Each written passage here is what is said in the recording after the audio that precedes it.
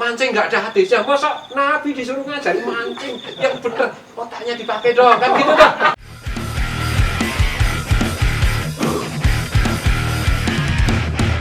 Bismillahirrahmanirrahim. Assalamualaikum warahmatullahi wabarakatuh. Waalaikumsalam warahmatullahi Calon Cinta wabarakatuh. Rova bersama Gus Fuad Pleret, Dan Mas Joni Haryadinata, pengasuh Pondok Pesantren Raudatul Fatihah. sasaran yang sudah jago di dunia internasional Mas Joni. Amin. Ada sebuah video viral, Gus. Komentarnya sampai puluhan ribu. Jadi dalam video itu digambarkan ada sebuah majelis wirid yang beberapa di antaranya mereka trans seperti kerasukan. Biasanya kalau wirid terutama tahlilan ya, itu kan ketika mengucapkan la ilaha illallah, itu kan makin cepat ritmenya kan makin kencang. La ilaha illallah, la ilaha illallah. Nah, di dalam majelis wirid itu, begitu ritmenya semakin tinggi, itu ada orang yang tiba-tiba berdiri, Gus. Wah, illallah, wah, illallah, wah, illallah. Ah, kira-kira begitu gambarannya. Nah, ini Jangan-jangan Mas Joni. oh, wah. Kok persis ya nirukannya? Gimana? Nah, kemudian puluhan ribu komentar itu macam-macam. Tetapi kebanyakan itu menganggap bahwa itu sesat, itu setan katanya. Jadi saya kan juga beberapa kali mengalami itu. Tapi yang tadi yang sampai berdiri enggak, cuma bukan saya kalau itu. Jadi sampai kemudian tiba-tiba ada suasana yang hening, la ilaha illallah. Jadi suara-suara yang serempak itu tiba-tiba kan bersautan di langit itu, seperti di langit tuh. Nah, itu yang kemudian merasa hening dan ucapan la ilaha illallah itu membuat seluruh tubuh bergetar. Nah, itu sampai lupa jadi la ilaha. Nah, saya yakin yang komentar itu belum pernah merasakan bagaimana ketika kita tiba-tiba merasa khusyuk, sangat khusyuk sehingga lupa gerakannya. Nah, itu secara fikih itu bagaimana, Gus? Yang wiritan keras berjamaah itu bagaimana itu? Itu ya Mas Joni, pembahasan tentang itu, hadis-hadis tentang itu kan banyak sekali ya dijelaskan itu. Tapi yang ngeyel tetap ngeyel kan gitu. Ya. Jadi kalau orang itu menganggap bahwa orang yang trans seperti itu kerasukan setan, berarti orang itu juga menganggap para nabi itu juga kerasukan setan. Karena semua nabi itu ketika dalam keadaan-keadaan tertutup mengingat Tuhan, perjumpaan dengan Tuhan, menerima wahyu, itu sering trans. Bahkan Nabi Daud itu kalau membaca Zabur gitu sambil menari dan meniup seruling di seling itu sampai warga negara itu diatur, nggak boleh ikut semua. Karena nanti yang misalnya yang ikut itu 1000. Ya. Itu yang trans itu semua.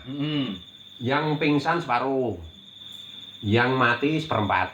Loh, iya, ada seperti itu. Nabi Musa keterima wahyu. Kan gitu. Rasulullah juga begitu. Apa mereka kerasukan setan? Yang benar aja. Allah itu dalam hadis qudsi kan sudah menegaskan la ilaha illallah hisni. La ilaha illallah itu adalah bentukku. Aman dakhala hisni fakot amanah kan gitu. Siapa yang masuk bentukku ya aman dari setan, dari macam-macam. Yang setan itu yang komentar itu. Kan gitu. Makanya saya juga mengatakan tadi kan, saya yakin mereka belum pernah merasakan bagaimana rasanya nikmatnya khusyuk sehingga lupa. Itu kan gerakan itu kan otomatis. Betul. Ada yang sampai goyang-goyang begini, ada yang menolak itu bid'ah loh. Ada hadis yang menjelaskan itu Nabi, sahabat itu, Nabi dan para sahabat tuh. Kalau dikir habis sholat subuh, itu tubuh mereka berguncang-guncang seperti pohon yang ditimpa angin keras. Ada hadis itu. Mereka nggak tahu aja. Mereka punyanya hadis cuma satu. Padahal hadis itu banyak, kan gitu toh. Ya nggak ada, bukan nggak ada, nggak punya mereka hadis itu. Kemudian apa itu wirid bersama-sama habis sholat tuh jangan keras-keras, nggak ada hadisnya, kan itu. Siapa bilang? Nah itu toh Ibnu Abbas apa ya? Itu menandai kalau sholat jamaah itu di Masjid Madinah sudah selesai. Beliau itu dari luar mendengar Rasulullah bersama para sahabat itu membaca zikir. Dari luar masjid mendengar, itu artinya kan Rasulullah keras. Itu masih dibantah lagi. Tapi nggak bersama-sama. Waduh, ngeyel aja kan gitu toh. Oke, kalau nggak bersama-sama, terus apa salahnya dengan bersama-sama? Nabi itu misalnya, kita analogikan, kita kiaskan. apa itu sholat tarawih juga nggak pernah bersama-sama. Yang bikin bersama-sama kan Sayyidina Umar bin Khattab, kan itu apa salah? Ya enggak juga. Jadi berpikirnya itu yang luas gitu. Masa semua apa-apa disuruh Nabi yang ngasih contoh. Kita mau main layang-layang aja. Nabi nggak pernah main layang. Masa Nabi disuruh main layang-layang gimana sih? Mancing nggak ada hadisnya. Masa Nabi disuruh ngajari mancing yang bener, otaknya dipakai dong kan gitu toh. Nabi itu ngasih dasar-dasar aja, kita mengembangkan kan gitu. Wah. Jadi ini saking semangatnya. Jadi Kalau melihat orang goblok itu gemes. Saking sayangnya. ini Maulana Rumi. Ya, Ya, Rumi itu kan terkenal dengan tarian. tarian yang berputar itu kan.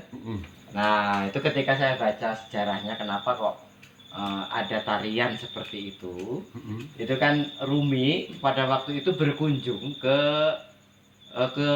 tempat kawannya, sahabatnya yang pekerjaannya adalah tukang pandai besi itu loh. Nah, ketika sampai ke bengkel kerja sahabatnya itu, Rumi mendengar suara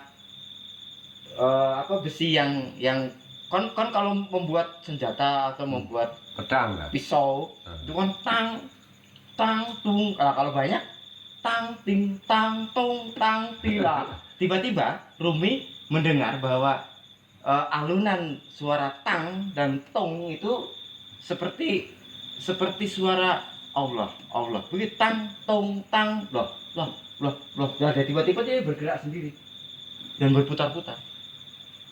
Nah, itu kan ketika wirid yang serempak yang saya contohkan tadi itu kan sama seperti ketika Rumi itu trans bergerak sendiri dan itu kemudian membentuk sebuah tarian. Ini kan kalau yang di video yang viral itu kan tidak ada tarian, tapi kan hakikatnya sama. Betul. Artinya itu saking khusyuknya. Betul, Mas Wani. Jadi gini ya, Nabi Daud itu kalau membaca Zabur sedang berwirid membaca Zabur, kemudian sambil diselingi apa itu menyanyikan Zabur dan meniup seruling itu kan sambil menari, kan itu. Jadi begini loh, Rasulullah itu kan merangkum semua Nabi. Ya. Memberikan rangkuman keseluruhan dari semua ajaran Nabi yang jumlahnya Nabi itu, Nabi dan Rasul itu yang disebutkan dalam Al-Quran itu kan 25 yang disebutkan, yang tidak disebutkan kan jumlahnya itu sampai 124.000. Dan itu semua dirangkum oleh Rasulullah, prinsip-prinsipnya pokok-pokoknya begini, kemudian dikembangkan lagi. Jadi misalnya Rumi Tran sambil menarik, apa bedanya dengan Nabi Daud? Kan gitu. Okay. Jadi umatnya itu yang cerdas gitu loh. Kalau umatnya tolol itu ya saya bayangkan Rasulullah, aduh, saya itu ngajari cerdas kok ini malah pada bego kan gitu. Nah gitu ya Mas Ani. Terima kasih. Baik. Sampai bertemu di episode berikutnya. Tetap di Jalur Cinta Rofa. Assalamualaikum warahmatullahi wabarakatuh. Waalaikumsalam warahmatullahi wabarakatuh.